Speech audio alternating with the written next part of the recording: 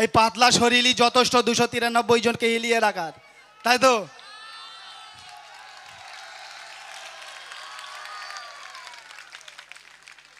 এমনি রাগ হচ্ছে এবার যদি এই সবজি, ফল, কলা, আপেল, লেবু, বেদানা, আজকে আবার করলা দিয়েছে একজন দিকে। করলা গো, সবজি চাষে দিয়েছে, আবার বাবা মার দুধ দিয়েছে, তো আরো বেশি রাগ হবে। তো এই ফেসবুকে একজন লিখেছে যে 5 বছরে এটা হচ্ছে ভালোবাসা। সরাসরি মায়ের আছে, দেখতে অসুবিধা হচ্ছে আমার। বসো বসো বসো। বলছে 5 বছরে কোটি টাকার অফার ছেড়ে দেওয়ার পরেও এই যেগুলো পাচ্ছে এগুলো হচ্ছে দিল থেকে ভালোবাসা। দেখুন, বাবুও ভালো করে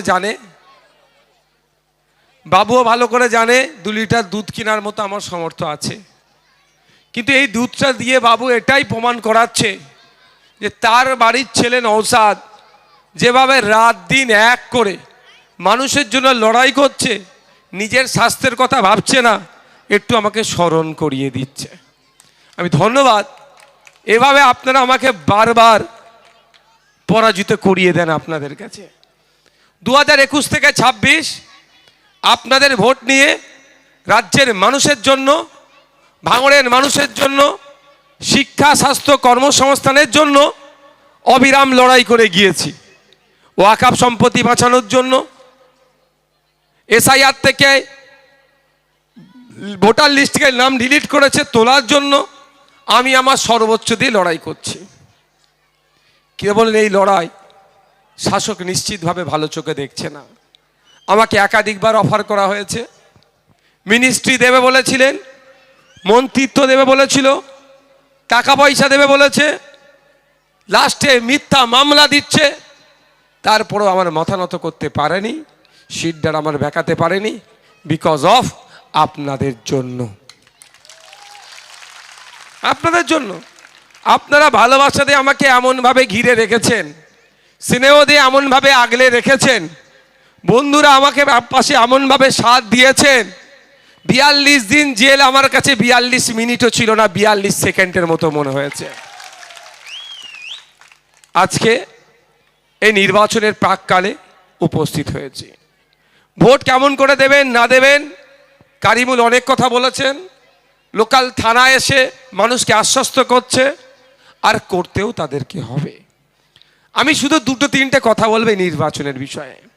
দেখুন, কেউ যদি বলে খেতে ফলাতে পারবো নি, খামারে ফলাবো, সত্যি যদি তার খামারে ফলানোর ক্ষমতা থাকে সে কি এটা মুখে বলবে? বলুন, তাহলে খামারটাও তো আমরা পাহারা দেব। যে পারবে না, উল্টে আমাদের উপরে একটা প্রেশার বিল্ড আপ করার জন্য এই ধরনের কথা বলছে। ভাঙড়ের মায়েরা, ভাঙড়ের বাপেরা যারা সুন্দর সবজি ফলাই মাঠে, তারা নিশ্চিতভাবে ওই সবজিতে গরু ছাগলেরা খেয়ে নেয়, তার জন্য আলটা বেড়াটাও ঠিক করে দেয় মাঠে। তাই আপনার ভোট কেউ চুরি করে নেবে অত সহজ নয়। এটা 2021 নয়, 2026। এটা ক্যানিং পূর্ব নয়, প্রার্থী শাহাবুদ্দিন সিরাজিও নয়। এতটুকু শুধু বলে দিতে চায়। আজ আপনারা খেতে ভালো করে ফলিয়ে দেন, খামারটা রক্ষার দায়িত্ব এই সব বসে আছে, বুঝে নেবে। আর মা এগুলো একটু উঠে দাঁড়াও তো, এই দেখো আমাদের মহিলা বাহিনীরাও রেডি আছে, বুঝে নেবে কিভাবে কি করতে হয়। তাই বন্ধুগণ, আপনাদের বলবো অযথা আতঙ্কিত হওয়ার দরকার নাই। ভাঙড় নির্বাচনের জন্য অলরেডি 22 কোম্পানি সেন্ট্রাল ফোর্স এসে গিয়েছে, অর্থাৎ ডিপ্লয়মেন্ট হবে। নির্বাচন ফ্রি অ্যান্ড ফেয়ার, সহজ যদি বলি সুষ্ঠুভাবে নির্বাচন যাতে হয়, 12 কোম্পানি সেন্ট্রাল ফোর্স প্রয়োজনে আরও বাড়বে। ঠিক আছে, আপনাদের এবার কাজ কি? এসআইআর থেকে একটু শিক্ষা নেন। আমি এখানে দাঁড়িয়ে এসআইআর এর ফর্ম ফিল আপ করা শিখিয়েছি, বলেছিলাম তো? কি বলেছিলাম? তার সাথে যদি কোনো ভোটার লিস্ট থেকে কারো ডিলিট করে দেয়, তার জন্য আইনি লড়াই আমি লড়ব, বলেছিলাম। এখানে বেশ কয়েকজন মানুষের নাম ডিলিট হয়েছে, বলুন, আপনারা ডিলিট হয়েছেন, আপনাদের অঞ্চলে আমি উকিল পাঠিয়েছিলাম কি পাঠাননি? বলুন আপনারা। উকিল কাগজপত্র নিয়েছে, সব আপলোড করছে, যথা সময়ে আপনাদের হাতে কাগজের কপি আসবে। শুধু তাই নয়, এটাও বলছি, ট্রাইব্যুনালে যদি যেতে হয়, উকিলের যদি প্রয়োজন হয়, নওশাদ সিদ্দিকী এখানে কথা দিয়ে গিয়েছিল, ভাঙড়ের 1000 মানুষের যদি জন্য আইনের সহায়তা লাগে, বিনামূল্যে আইনি পরিষেবা দেবে। আপনাদের ভোটার লিস্ট যখন ডিলিট হয়েছে, ট্রাইব্যুনালে অ্যাপ্লাই কিভাবে করবেন না করবেন, যখন আতঙ্কে ছিলেন, আমি ভাঙড় বিধানসভায় 13টা অঞ্চলে 13টা উকিল পাঠিয়ে আমি আমার পক্ষ থেকে আপনাদের যে কথা বলেছিলাম সে কথা রেখেছি। বিনা পারিশ্রমিকে আপনারা 1 টাকা না খরচ করেই আপনারা আইনি সহায়তার প্রথম স্টেপটা পেয়েছেন। দ্বিতীয় স্টেপ হচ্ছে, যদি ট্রাইব্যুনালে উকিলের প্রয়োজন হয়, আজও আমি কথা দিয়ে যাচ্ছি, এই মাঠে এসে যে কথা বলেছিলাম, একজন কেন 1000 লোকের জন্য উকিলের যদি প্রয়োজন হয়, প্রত্যেকের জন্য নওশাদ সিদ্দিকী আইনজীবী দেবে, আপনাদেরকে আতঙ্ক মুক্ত করার জন্য, আপনাদের ভোটাধিকার ফিরিয়ে নিয়ে আসার জন্য। এটা গেল যাদের ভোটার লিস্ট ডিলিট হয়েছে। মমতা ব্যানার্জি কোথায়? আমার লাশের উপর দিয়ে এসআইআর হবে বলেছিলেন। অভিষেক ব্যানার্জি কোথায়?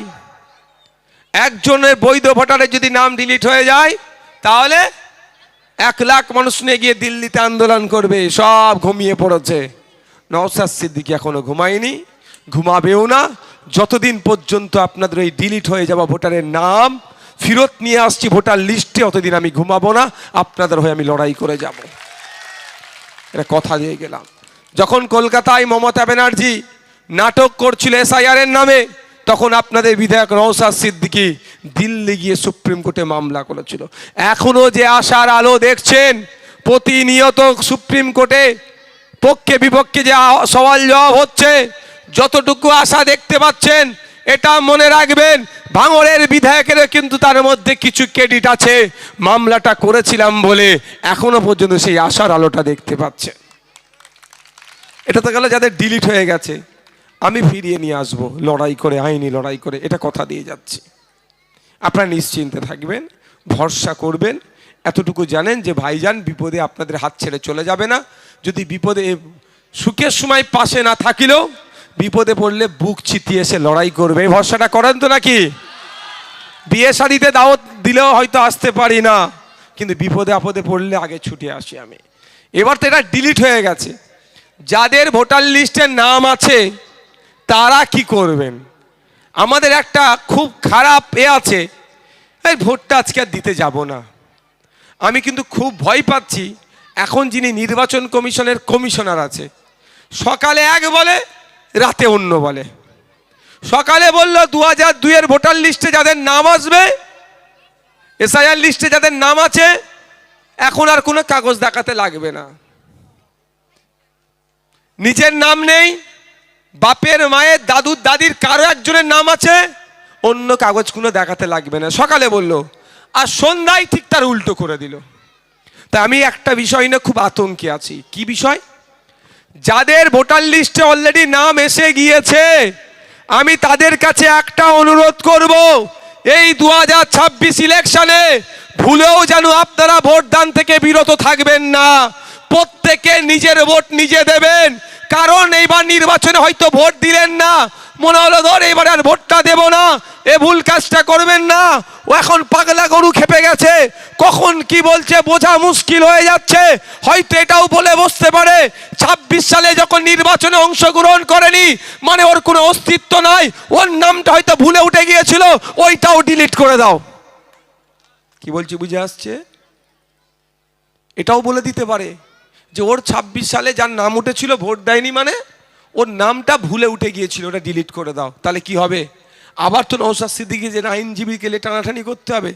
এমনি ভাই পকেটে পয়সা নেই, কত আইনজীবী লাগাবো? তাহলে সুতরাং এবার আমরা কি করব? যাই হয়ে যাবে, এক হাত ছাড়া ছাড়া যদি বাজ পড়ে, এক হাত ছাড়া ছাড়া যদি বাজ পড়ে, বোমার আওয়াজও যদি শোনায়, এতটুকু মনে রাখবেন, ওই বোমার আওয়াজকে আপনাকে উপেক্ষা করতে হবে, দলবদ্ধ হতে হবে, ঐক্যবদ্ধ হতে হবে, সারিবদ্ধ হয়ে ওই দুর্বৃত্তদেরকে তাড়িয়ে আপনাকে আমাকে ভোট কেন্দ্রে গিয়ে আগামী দিনের জন্য আপনার আমার ভবিষ্যৎ সুরক্ষিত যেমন করব, সাথে সাথে আপনার আমার ভোটার লিস্টে নাম যাতে ঠিকঠাক থাকে তার ব্যবস্থা করতে হবে। এবার হতে পারে ছাপ্পা মেরে নিয়েছে তো আপনার ভোটটা। আচ্ছা, ছাপ্পা যখন মারে টাইম দিয়ে মারবে? যদি ছাপ্পা মারে, ছাপ্পা মারতে দিয়ে হবে না। ভাঙড়ে যদি একটা বুথে ছাপ্পা হয় বুঝতে পারবে অন্য জায়গায় কটা কি হবে। কি গো, হ্যাঁ? একটা বুথে যদি খবর পাই তাহলে দুটো বুথে ও বুঝে যাবে কি হবে। শান্তিপূর্ণ ভোট হবে, আমরা সাথ দেব। ভোট যদি না পাই হেরে যাব, বাড়ি চলে আসব। কিন্তু কোনো জায়গায় যদি ভোট চুরি হয়, এক জায়গায় যদি ভোট চুরি হয়, হাতের একটা আঙুল যদি ডিস্টার্ব করে বাকি চারটা আঙুল কিন্তু আছে, এটুকু মাথায় রাখুন, বুঝে যান ইশারাতে। এটা ইশারাই বুঝে যান ভাই, এতটুকু। কি গো শামসুদ্দিন ভাই, সাদা ভাই, কি বলো? তাই হবে তো নাকি? একটা আঙুলকে ডিস্টার্ব করলে বাকি চারটা আঙুল আছে ভাই, স্বাভাবিকভাবে ডিস্টার্ব হবে। এবার বুঝে যাও, ছাপ্পার কোনো প্রশ্ন আসছে না। তারপরেও বলছি, বলতে পারে আমার ভোট তো অনেকজন মেরে নেবে। প্রিসাইডিং অফিসারদের কাছে ভোটার লিস্ট থাকে না? থাকে তো, ওখানে টিক মারতে হয় তো। কেউ যদি ছাপ্পা মারে ওখানে আর কি টিক মারবে? ও তো ভটাভট ছাপ্পা মারবে। আপনার কিন্তু প্রিসাইডিং অফিসারের ভোটার লিস্টটাই কিন্তু সংরক্ষণ হয়ে থাকে কোথায়? নির্বাচন কমিশনের অফিসে। তাই আপনাদের বলবো, নির্বিঘ্নে আপনাদেরকে যেতে হবে ভোট কেন্দ্রে গিয়ে আপনার মূল্যবান ভোট দিতে হবে। যদি মনে করেন খাম চিহ্নকে দিতে হবে, খাম চিহ্নকে দেবেন। যদি মনে করেন খাম চিহ্নের পরিবর্তে অন্য কাকে দেব, সেটাও দেবেন। আর যদি মনে করেন কাউকে দেব না, নোটা বলে আছে, সবার লাস্টে একটা সুইচ আছে নোটা, সেখানেও দেবেন। কিন্তু অনুরোধ করছি, আপনি আপনার ভোট দান থেকে বিরত থাকবেন না। কারণ এভাবে যেভাবে নির্বাচন কমিশন তৃণমূল বিজেপির কথাতে বারবার পশ্চিম বাংলার বৈধ ভোটারদেরকে হয়রানি করছে, কখনো লজিক্যাল ডিসক্রিপেন্সি, কখনো আন্ডার অ্যাডজুডিকেশন, তো কখনো বৈধ ভোটারকে ডিলিট করে দিচ্ছে। তাহলে 2026 নির্বাচনের পরে ওদের কাছে একটা বড় হাতিয়ার হয়ে থাকবে। এত লোক ভোট দিতে পারেনি, তাহলে এইগুলো সব ফেক ভোটার, আবার ডিলিট করে দাও, তখন বিপদ হয়তো আমাদের মাথায় নেমে যেতে পারে। তাই অনুরোধ করব, বিপদের আগেই আমাদেরকে সতর্ক হতে হবে। আপনার ভোট আপনি দেবেন, নির্বিঘ্নে দেবেন। যদি কোনো জায়গায় মনে হয় রাতের অন্ধকারে 27 তারিখ রাত, এই 28 তারিখে ভোট না 29, ভুলে যাচ্ছি, 28 তারিখ রাত্রে আপনার পাড়ায় দুটো বোম মেরেছে, ভয়ে ঘরে ঢুকে গেলে হবে না। ভোটের দিন সকালে 29 তারিখ সকালে 4টে বোমের আওয়াজ শুনিয়েছে বলে আপনি ভয়ে ঘরে ঢুকে যাবেন না। ঐক্যবদ্ধ হতে হবে, দলবদ্ধ হতে হবে। ওই বোম মারা লোকগুলোকে রাস্তায়, ভোটের যাওয়ার রাস্তায় যদি খুঁজে পাওয়া যায়, ঐক্যবদ্ধ হয়ে গণতান্ত্রিক প্রক্রিয়ায় তাড়িয়ে এলাকা ছাড়া করতে হবে। আমি আপনাদের বলি, খবর আছে প্রতি বুথে ক্যানিং পূর্ব থেকে ওই সাইড থেকে ওই নটোরিয়াস ক্রিমিনালটা নাকি ভোটের জন্য 30টা করে লোক নিয়ে আসছে। আপনাদেরকে একটু সজাগ থাকতে হবে, মায়েদেরকেও তৈরি হতে হবে। ভোটের আগের রাতে, ভোটের দিনে ক্যানিং পূর্ব, জীবনতলা, মৌখালি, সন্দেশখালীর লোক যদি এখানে ঘোরাঘুরি করে, তুমি তোমার কোন আত্মীয়র বাড়ি এসছো, পাকামু হচ্ছে, সন্দেশখালীতে ভোট চলছে, ওখানে ভোট না দিয়ে তুমি ভোগালীতে কি গল্প করতে এসছো, আলাকুলিয়াতে কি গল্প করতে এসছো, তাকে ধরে রাখবেন, কাশীপুর থানায় খবর দেবেন, কাশীপুর থানার অফিসাররা নিয়ে এসে তাকে তুলে গ্রেফতার করবে। এর ব্যবস্থা আমরা করব, কিন্তু সজাগ থাকতে হবে। কোনো বহিরাগত এসে আলাকুলিয়াতে, নাংলাতে, ভাঙড়ে যদি গুন্ডামি মস্তানি করে, ভাঙড়ের মায়েরা বাপেরা তাদেরকে ছেড়ে কথা বলবে না, গণতান্ত্রিক প্রক্রিয়ায় জবাব দেবে। প্রস্তুত নিতে হবে।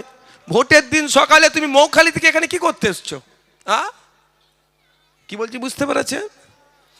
যেমন জীবনতলার গাড়ি এখানে এসে আগুন লাগলো বিজয়গঞ্জ বাজারে, না গাড়ির মালিককেও নেই, গাড়ির মালিককে, গাড়ি কে নিয়ে এসলো, কেন আগুন লাগলো, কেস কাওয়ারি কিছুই হলো না। কিন্তু আগুনটা লেগিয়েছে কে, খোঁজ নেওয়া দরকার, বা কেন আসলো খোঁজ নেওয়া দরকার। তাহলে ভোটের নমিনেশনে জীবনতলার গাড়ি এখানে কি হই করছিল? তুই ভোটের দিনেও যদি কোনো বহিরাগত আসে আচ্ছা করে ভালোবাসা দিতে হবে গণতান্ত্রিক প্রক্রিয়াতে, হ্যাঁ। তারপরে তো কাশীপুর থানা আছে, উত্তর কাশীপুর থানা, মাথায় থাকবে তো। একদম যদি কেউ বাইরে থেকে এসে গুন্ডামি মস্তানি করে তাকে আমরা গণতান্ত্রিক প্রক্রিয়ায় ছেড়ে কথা বলবো না। আর বাইরে থেকে গুন্ডা মস্তান নিয়ে এসে তৃণমূলের যে 2-4টে নেতাগুলো পাড়াতে আছে তাদের যদি হই হই করে এতটুকু বলে দেবেন যে ভোট মিটে যাক, তোকে সারা বছর এখানে তোমাকে এখানে থাকতে হবে, গুন্ডা মস্তান এসে সারা বছর তোমার বাড়ি পাহারা দেবে না, এতটুকু মাথায় রাখো। বাইরে থেকে নিয়ে আসবে, আমার পাড়ার ছেলেকে মেরে চলে যাবে, আমার পাড়ার ছেলেকে সিপিএম করতে পারে, কংগ্রেস করতে পারে, বিজেপি করতে পারে, আইএসএফ করতে পারে, যার যেটা এটা ইচ্ছা করবে। তুমি বাইরে থেকে লোক নিয়ে এসে আমার পাড়ার ছেলেকে মার খাইয়ে চলে যাবে, তোমাকে কিন্তু সারা বছর এই পাড়াতে থাকতে হবে, এটাও তাদেরকে বলে দেবেন। কি বলছি বুঝে আসছে? তাই বন্ধুগণ, এই আমাদের ইমরান কোথায় গেল গো, একটা ভালো উদাহরণ দিয়েছে, দারুণ উদাহরণ। বিষ আর কি বললে, বিষ আর ফল কোনটা গ্রহণ করবেন? বাস্তব কথা, রাতের অন্ধকারে আমার কাছে খবর আছে কেনা হচ্ছে, ভোট কেনার চেষ্টা করছে, ভোটে আর জিততে পারবে না, ভোট কেনার চেষ্টা করছে। মায়েদেরকে শাড়ি দিচ্ছে, বাপেদেরকে লুঙ্গি জামা দিচ্ছে, কিছু কিছু করে টাকা দিচ্ছে। তো আমি প্রথম বলবো নিয়ে নিবার পক্ষে, একটাও ছাড়বেন না। যা পাবেন শাড়ি জামা টাকা পয়সা মিষ্টি বিরিয়ানি গাড়ির তেল সব বলবেন, সব নিয়ে নেবেন, কিচ্ছু ছাড়বেন না। তবে অনুরোধ এটাই, ও ব্যবসায় ইনভেস্ট করছে, ব্যবসায় ইনভেস্ট করবে মানে লাভ করবে। আপনি যে তার কথাই গলে তাকে ভোট দিয়ে দেন, দুটো ক্ষতি আপনাকে, দুটো রকমভাবে আপনার কাছে টাকা তুলবে। প্রথম কথা, 10 কোটি টাকা যদি ইনভেস্ট করে 100 কোটি টাকা সে তুলবে। কেমন করে তুলবে? এই নাংলা আলাকুলিয়ার মানুষ, একটা 2 কাঠা জায়গা আছে, দাম 5 লাখ টাকা কাঠা, আপনি বিক্রি করতে চাইছেন, আপনার মেয়ের ছেলের পরিবারের বা বাড়ি টাড়ি করবেন, 10 লাখ টাকায় বিক্রি করবেন, আপনি করে মেয়ের বিয়ে দেবেন বা একটা বাড়ি করবেন বা কিছু ইচ্ছা, তখন ওরা চলে আসবে, ওরা আপনাকে 1 লাখ টাকা করে কাটা দেবে, ওরা 1 লাখ 1 লাখ 2 লাখ দেবে, আর বাকি 8 লাখ ওরা খেয়ে নেবে, আর নাহলে আপনাকে জমি বিক্রি করতে দেবে না। দ্বিতীয় কথা, আপনি একটু কষ্ট করে সবজি বিক্রি করে গাড়ি চালিয়ে 2 পয়সা ইনকাম করেছেন, আপনি একটা জমি কিনতে চাচ্ছেন, 40,000 টাকা শতক, 60,000 টাকা শতক, বা 1 লাখ টাকা শতক, বা 5 লাখ টাকা শতক, আপনাকে ওরা 10 লাখ টাকা শতকে বিক্রি করাবে। আপনাকে ওর কাছ থেকে কিনতে হবে। যদি ওর কাছ থেকে না কিনে ডাইরেক্ট যদি মালিকের কাছ থেকে কিনে নেয়, দখল নিতে দেবে না, কারণ আগে 10 কোটি ইনভেস্ট করেছে, টাকা তো তুলতে হবে। বুঝতে পারছেন কি বলছি? সুতরাং সাবধান, যা দিচ্ছেন ছাড়বেন না, নিয়ে নেবেন, কিন্তু খালি হাতে ওকে মৌখালিতে আমাদেরকে পাঠাতে হবে। আর একটা কেমন ভাবে হবে, আর একটা কেমন ভাবে ইনকাম করবে বলে দিচ্ছি। এই আপনাদের যেখানে বসে আছে তার বাম দিকে একটা লাইট পোস্ট আছে, দেখতে পেয়েছেন? আছে তো? এই লাইট পোস্ট করতে গিয়ে আমি বুঝছি, এই লাইট পোস্ট করতে গিয়ে 3 লাখ টাকা হয়তো প্রজেক্ট, বোঝানোর জন্য বলছি 3 লাখ টাকার প্রজেক্ট। এখন যে বরাত পাবে তাকে বলে দেওয়া হবে আমাকে 1.5 লাখ দাও, আর 1.5 লাখে ও কি লাইট করবে আর কি লাভ করবে, ওই রকম টাঙিয়ে দিয়ে চলে যাবে। একটা ঝড় হবে, উল্টে যাবে। ক্ষতি কার হবে? আলাকুলিয়ার মানুষ অন্ধকারে আবার থাকবে। শুধু তাই নয়, একটা 8 ফুট চওড়া ঢালাই রাস্তা 6 ফুট চওড়া করবে, 8 ইঞ্চি গেজ 4 ইঞ্চি করে দেবে। যে ঢালাই রাস্তাটা 8 বছর 10 বছর উইদাউট রিপেয়ারিংয়ে চলতো, সে বছর পার হবে না, ভেঙে যাবে। কেন? ওখান থেকে কাটমানি চলে যাচ্ছে কোথায়? ওই 10 কোটি ইনভেস্ট করেছে, 100 কোটি তুলবে, ওখানে চলে যাচ্ছে। ক্ষতিটা কার হলো? আপনাদের হলো। এই রাস্তা দিয়ে আপনাদের হাঁটা চলা করতে হবে। তাই আপনাদের বলবো, ভুলেও ওর পাল্লায় পড়বেন না।